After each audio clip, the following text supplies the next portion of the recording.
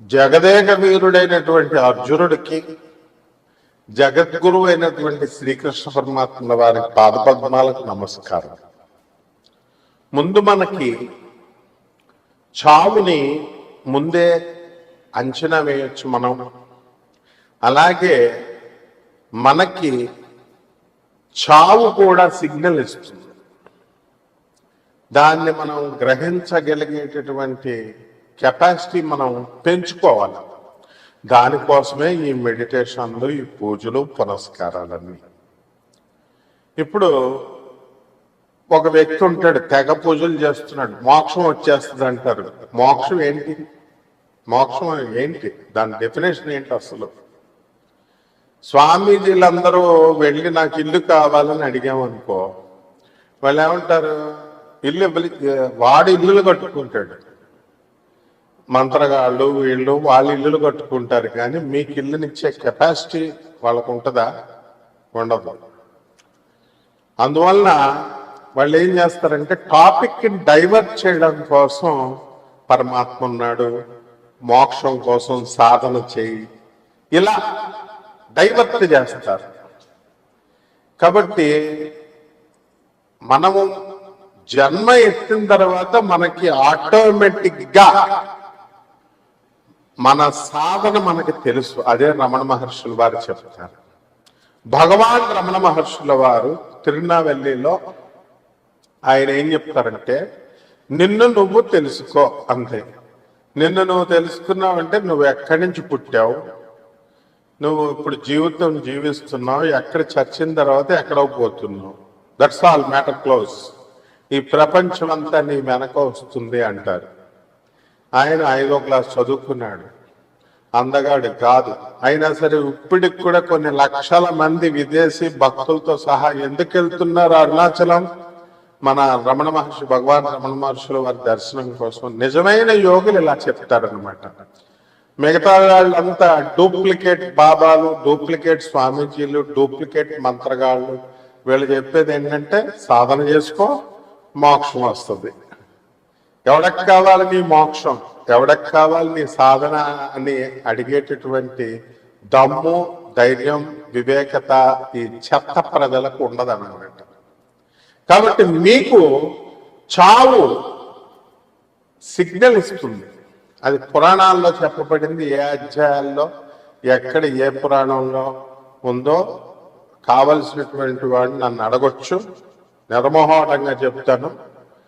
తల్లిదండ్రులకి దూరంగా వెళ్ళిపోతున్నారనుకో, వాళ్ళకి చావు అతి త్వరలో ఉంది అని అర్థం. అంటే పిల్లల్ని బాగా, అంటే అందరూ చూసుకుంటారు, విపరీతంగా చూసుకుంటారు, చూసావు చాలా మంది బాగా అని. అటువంటి వాళ్ళకి చావు దగ్గరగా ఉంది అన్నది ఒక సిగ్నల్. ఎందువలన? Too much is too bad అన్నది. ఈ ఎక్కువ ఎవరైతే అటాచ్ అయి ఉంటారో వాళ్ళకి దీపం ఉంటుంది చూసారా, ఆరిపోయే ముందు దీపం చాలా పెద్దగా వెలుగుతుంది అనమాట, ఎక్కువ వెలుగునిస్తుంది, టపక్కన ఆరిపోతుంది. అంటే మళ్ళీ నేను రాలేను, మళ్ళీ నేను భార్య పిల్లల్ని చూడలేను అని ఎన్నో రోజుల చచ్చిపోయిన తర్వాత ఆ చూపించే ప్రేమ ఇప్పుడు చూపించేస్తాడు భార్య పిల్లల మీద. అలాగే తల్లిదండ్రులకు దూరంగా ఎందుకు వెళ్తాడంటే, చిన్న పిల్లాడిని మనం కనుక చూసుకున్నట్లయితే ఆ పిల్లోడిని వదిలి, తల్లిని వదిలి ఆ పిల్లోడు ఉండలేడు చిన్నప్పుడు. మన అందరం కూడా అలా ఒక 2-3 ఇయర్స్ ఉండలేము. ఆ తర్వాత ఏం చేస్తాం? స్లోగా డిటాచ్మెంట్ స్టార్ట్ అవుతుంది. పెళ్ళి అయ్యేసరికి తల్లిదండ్రులను మనం మర్చిపోతూ స్లోగా వస్తాం. అండ్ మన మరణం దగ్గరికి వచ్చినప్పుడు తల్లిదండ్రులను దూరంగా వదిలేస్తాం. ఎందుకంటే అది తట్టుకోలేనటువంటిది తల్లి ఒక్కతే. అలాగే మన తల్లి కనుక ఎవరికైనా సరే అనారోగ్యం చేస్తే ఇమ్మీడియట్ మనం క్యాచ్ చేయగలుగుతాం. ఒక 4 రోజుల తర్వాత మనం మంచాన పడతాం. అలాగే నల్ల కాకి ఎవరింటి మీదకైనా ఎక్కువ సార్లు గోడ మీద వచ్చి వాళ్తున్నా, అరుస్తున్నా, కంటిన్యూస్ గా ఖచ్చితంగా మనకి చావు దగ్గరికి వచ్చినట్టే లెక్క. అలాగే శని ప్రేతాత్మ, ఈ యొక్క ఈ ఆత్మలన్నీ కూడా పితృదేవత అన్నమాట ఈ యొక్క కాకి. అలాగే గొడ్లగోప ఇంట్లోకి వచ్చింది అనుకోండి, గ్యారంటీగా ఇంటి యజమాని మీరే పోతారు, మెయిన్ పర్సన్ పోతాడు, సంపాదించేవాడు పోతాడు, అది గొడ్లగోప వస్తే. అలాగే తీతువు పిట్ట అడిస్తే ఫ్యామిలీ పోతారు. యాక్సిడెంట్ లో చూడండి, చాలాసార్లు ఒక పెళ్లికి వెళుతూ యాక్సిడెంట్ అవుతుంది. ఎందుకని మనం చాలా పెద్ద గొప్పోళ్ళుగా, చాలా ధైర్యస్తులుగా, మనమే చాలా మేధావులుగా ఫీల్ అయిపోతుంటాం. గట్టిగా జ్వరం వస్తే అమ్మే అంటాం ఒక 10 నిమిషాలకే. అదే మంచి బలంగా ఉంటే దేవుడున్నాడా ఏంటండి. మన ఈ మధ్యన కర్ణాటక చెందినటువంటి ఒక వ్యక్తి గురించి, అరే మంత్రాలు లేవు, యంత్రాలు లేవు, భాగేశ్వర్ ధామ్ అని ఒకటి ఉంటుంది, కరోలి సర్కార్ అని ఉంటాడు, వాడి బుద్ధి లేదు, చీఫ్ మినిస్టర్లకు బుద్ధి లేదు, ముందు ఎమ్మెల్యేలకు బుద్ధి లేదు, ఎంపీలకు బుద్ధి లేదు. వీళ్ళంతా దేవుణ్ణి వదిలేసి వీళ్ళ దగ్గరికి వెళ్తున్నారనమాట. వీళ్లే దేవుళ్ళని వీళ్ళ ప్రచారం చేయడం వల్ల, వీళ్ళ దగ్గరికి వెళ్ళడం వల్ల వాళ్ళు నిజంగా దేవుళ్ళ ఫీల్ అయిపోతున్నారు.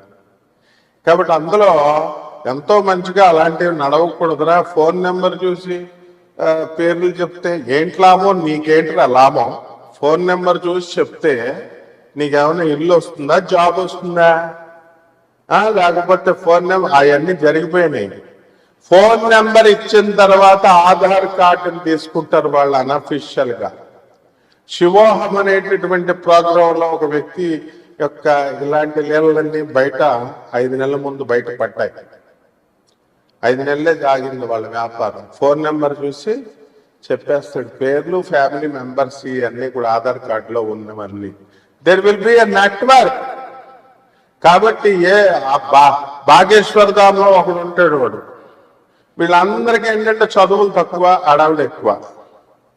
నిజంగా చదువుకున్నటువంటి వాడు ఎప్పుడు కూడా ఒక వినయంగా, ఒక పద్ధతిలో, ఒక సాధనలో వెళ్తాడు. వీళ్ళంతా ఏంటంటే వీళ్ళు ఏకంగా దేవుళ్ళగా బిల్డప్ ఎత్తుంటే వెనకాల ఉన్నటువంటి వాళ్ళంతా కూడా రెచ్చగొడుతూ ఉంటారు. వీళ్ళు చేస్తారనమాట వాళ్ళని దేవుడు, వాళ్ళ తప్పుడు కాదు. కరోలి సర్కార్ ఒకడు ఉంటాడు, వాడొకడు యూపీలో. ఇలా చాలా మంది ఉన్నారనమాట. కాబట్టి ఇటువంటి వాళ్ళ స్పీచ్లు ఎక్కువ విన్నా కూడా అయోగ్యుల స్పీచ్లు, అనర్హుల స్పీచ్లు, వాళ్ళతో సహవాసం, ఇవన్నీ కూడా చేసినటువంటి వాడికి అతి త్వరలో మరణం ఉంది అని శాస్త్రాలు క్లియర్గా చెప్తున్నాయి. ఎందువల్లంటే దొంగోడితో పోలీసు వాడు నువ్వు తిరుగుతుంటే పోలీసు వాళ్ళు ఈ రోజు కాకపోయినా త్వరలో పట్టేస్తారు. అలాగే అదృష్టహీనులతో నువ్వు తిరుగుతున్నప్పుడు తప్పకుండా ఆ దురదృష్టం నిన్ను పట్టుకుంటుంది.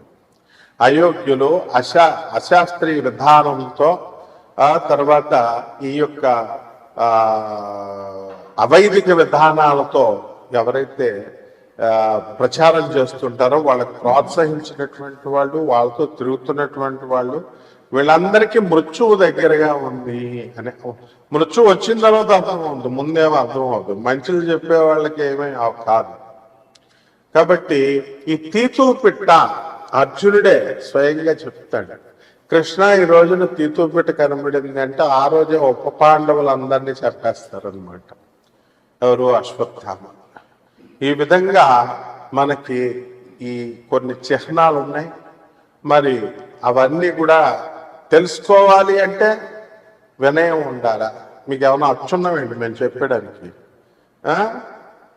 మా గురుకి శుశ్రూష చేయాలి. శుశ్రూష చేస్తే కొద్దిగా చెప్తారు, అంతేగాని గురువు ప్రొఫెసర్ చెప్తుంటే ఎవర్రా మీరు అంతా అసలు నాకు చెప్తారు, కామెంట్స్ పెడతారు. Stupid fellows. ఎప్పుడైనా సరే, ఎవడైనా సరే క్లాస్ రూమ్ ఇది, వినాలి, విని నేర్చుకోవాలి. లేకపోతే మృత్యువు కబళంలోకి వెళ్ళిపోతాం అంతే. మృత్యువు యొక్క కబళంలోకి వెళ్ళిపోయినప్పుడు, ఆ ముఖంలోకి వెళ్ళిపోయినప్పుడు నిన్ను రక్షించేవాడు గురువు. వాడే రమణ మహర్షి, వాడే పరమహంస యోగానందజీ, వాడే ప్రభాత్ రంజన్ సర్కార్. కాబట్టి ఈ ద్వాదశ జ్యోతిర్ల రాశులకి ఏ విధంగా జరుగుతాయో మనం సింహరాశి, ఈ సింహరాశి వారికి మనకి ఈ మృత్యు భయం ఎలా ఉంటుందండి, ఏమిటి మనం అని అనుకుంటే, సప్తమంలో శని, అష్టమంలో రాహువు, మనకి వీటి వల్ల ఎప్పుడు మనస్సు అశాంతిగా ఉంటుందన్నమాట. సమస్యలు లేకపోయినప్పటికీ కూడా ఏదో ఒక రకమైనటువంటి పీడ ఈ అష్టమ రాహు ఇస్తున్నాడు. కాబట్టి వృత్తి, వ్యాపార, ఉద్యోగ విషయాలలో మీకు చక్కగా బ్రహ్మాండంగా ఉంటుంది, ఎదుగుదల ఉంటుంది, డబ్బులు పిచ్చపిచ్చగా వస్తాయి. ఉద్యోగం ఊడిపోతుందేమో అనుకున్న వాడు ఉద్యోగం నిలబడుతుంది. తర్వాత మీకు ఈ యొక్క ఈ సింహరాశి వారిని కనుక బాగా గమనిస్తే తెల్ల పిట్ట మీ ఇంట్లోకి వస్తుంది. జాగ్రత్తగా చూసుకోండి. తెల్ల పిట్ట మీ ఇంట్లోకి వస్తే మీకు ధన ఆదాయం, అదృష్టం పరిగెడుతూ ఉంటుంది. ఇక జర్రి మీ ఇంట్లోకి వస్తుంది. ఈ జర్రి కనుక కనబడితే మృత్యు భయం మీకుంది, మీ పితృదేవతలు మీకు కనబడుతున్నారు. ఇదోటి జాగ్రత్తగా గుర్తుపెట్టుకోండి సింహరాశి వాళ్ళు. మరి ఆ తర్వాత మనం చర్చిద్దాం దాని గురించి, ఏం జరుగుతుంది అన్నది. ఈ యొక్క సింహరాశి వారందరికీ కూడా ఆడవాళ్ళు బ్రహ్మాండమైనటువంటి మనశ్శాంతి. సొల్లు ఫోన్లకు పట్టుకుంటే ఇక అవతల వాడి ఫోన్ బద్దలైపోవాలన్నమాట. ఆ విధంగా వృత్తిలో ప్రమోషన్స్ ఇవన్నీ కూడా వస్తాయి. ఇక ఇతర దేశాలలో జెండా ఎగరేస్తారు. అన్ని దేశాల్లో కూడా మీదే మార్కు. ఆ విధంగా కెరీర్ పరంగా ఎదిగిపోతారు. ఇక మొగుడు పెళ్ళాల గొడవలు అనేటటువంటి ఎప్పుడు ఉంటాయి కదండి. మీకు ఛాలెంజ్ చేసి చెప్తున్నాను నేను సింహరాశి వాళ్ళకి. ఒకసారైనా మీకు జ్వరం రాకపోతే కనుక ఇప్పుడు నేను వీడియో చెప్పిన తర్వాత అప్పుడు నన్ను అడగండి. అంటే ఎప్పుడైనా వస్తుంది కదా బాబు ఇదేం జాతకం అనుకుంటున్నారేమో. కాదు, నేను చెప్పినటువంటి తెల్ల పిట్ట, జర్రి, ఈ రెండు వస్తే ఈ జ్వరం వల్ల మీకు ఏమవుతుందో అప్పుడు మీరు నాకు ఫోన్ చేసి చెప్దురు కానీ. ఓకే. ఇక మీ పిల్లల చదువు కోసం బెంగ, మీ పిల్లల ఉద్యోగాల కోసం బెంగ. చదువులు ఉద్యోగాలు అయిపోయిన వాళ్ళకి మా అబ్బాయికి పెళ్లి చేయాలండి అని బెంగ. ఆ వచ్చిన కోడలు ఎరగదీసేస్తుందని తెలిసినా సరే మీకు కోడలు కావాలా అని పెళ్లి చూపులకు వెళుతూ ఉంటారు. ఇవన్నీ జరిగిపోతాయండి మీకు. ఇది అది అని లేదు, అన్నీ జరిగిపోతాయి సింహరాశి వాళ్ళకి. కాబట్టి సినీ, సంగీత, సాహిత్య రంగాలలో ఉన్న వాళ్ళకి ఎదుగుదల, రాజకీయ రంగంలో ఉన్న వాళ్ళకి నామినేటెడ్ పోస్టులు, ఇంకేం కావాలండి మీకు? సింహరాశి వాళ్ళకి అన్నీ కూడా ఉన్నాయి. ఇకపోతే దాన ధర్మాల్లో మాత్రం ఇది అందవేసిన చేసేయండి అంతే దానాలు. ఎందుకంటే లాస్ట్కి మీరు ఇప్పుడు చాలామంది మీరు గమనించండి, పిస్నార్లుగా పట్టుకెళ్తారు తినకుండా. హాస్పిటల్కి వెళ్తే మినిమం 15 లక్షలు. అది కూడా ఎలా చెప్తాడు మీకే సింహరాశి వాళ్ళకి జరగబోయేది చెప్తున్నాను. ఎవరికో ఆపరేషన్ అనుకుంటున్నాను, ఓపెన్ హార్ట్ సర్జరీ. ఏమండి, స్టంట్ వేయడానికి కుదరదు, డైరెక్ట్ ఆపరేషనే చేసేయాల. ఆపరేషన్ చేస్తే మీకు ఓపెన్ హార్ట్ లాస్ట్ సారిగా చూసుకోండి అని మీ పిల్లలకి మిమ్మల్ని చూపిస్తారు. ఇది జరుగుతుంది, ఇది నేను చెప్పేది. చూపిస్తే అంటే అందరికీ జరుగుద్ది అంటే 1% జరుగుతుంది, మీ వ్యక్తిగత జాతకాలను బట్టి జరుగుతుంది. ఇలాంటి కామెంట్స్ ఏదో ప్రశ్నలు అడిగేవాడు మీకే జరుగుద్ది. ఫస్ట్ పాయింట్ చెప్తున్నా. ఆ తర్వాత ఆపరేషన్ సక్సెస్ అవుతారు. కాబట్టి ఈ సింహరాశి వాళ్ళకి ఏమీ మీకు తిరుగులేదు. మీరు అనుకున్నవన్నీ కూడా సాధిస్తారు. Editors, cameramens, cinema field, productions, hero హీరోయిన్లు అందరూ కూడా మీ అందరికీ కూడా ఏముంది, సంపాదన ఎక్కువ పెరిగిపోయినప్పుడు గర్ల్ ఫ్రెండ్స్ని ఆటోమేటిక్ పెట్టుకుంటారు. సొంత భార్య పిల్లల్ని చూసుకోకుండా వాళ్ళకి ఎలాగో ఇస్తున్నాం కదా జీతం అని చెప్పేసి ఒక లపాకీని తగిలించుకుంటారు. అందులో 0.5% మంది లేచి వెళ్ళిపోతారు కూడా. కాబట్టి మళ్ళీ ఒక బోల్డ్ మందిని చూసామండి. ఎవరిని ఏంటంటే ఇలా చెప్తున్నారంటారు. పెళ్ళం ఉండగా పెళ్ళం చెల్లితో లేచి వెళ్ళిపోయిన చూశాను నేను. వారం రోజుల తర్వాత తీసుకొచ్చారు. తర్వాత మా మేస్టర్ ఉన్నాడు, అక్కని చేసుకున్నాడు, చెల్లిని కూడా చేసేసుకున్నాడు దుకాణం. He's name is Subrahmanyam, the great arts college, government arts కాలేజీలో లెక్చరర్, మ్యాథమెటిక్స్ లెక్చరర్. ఏంటి తప్పేంటి? మరి అలాగే ఉంటాయి. మంచిగా చెప్తేనేమో లక్షల్లో వ్యూస్. మా చిర్రావురి మా బ్రదర్ చెప్తున్నాడు, మంచిగా చెప్తేనేమో లక్షల్లో వ్యూస్, నోటికి ఏదో వచ్చినట్టు చెప్తే కోట్లలో వ్యూస్ అని. మరి మీరు సరిగ్గా సాంప్రదాయబద్ధంగా చెప్పేవాళ్ళు సరిగ్గా చూడకుండా మండిపోతే ఇలాగే ఉంటుంది మరి. కాబట్టి సింహరాశి వాళ్ళకి మీకు తిరుగులేదు. బ్రహ్మాండం అంటే ఒప్పుకోరు.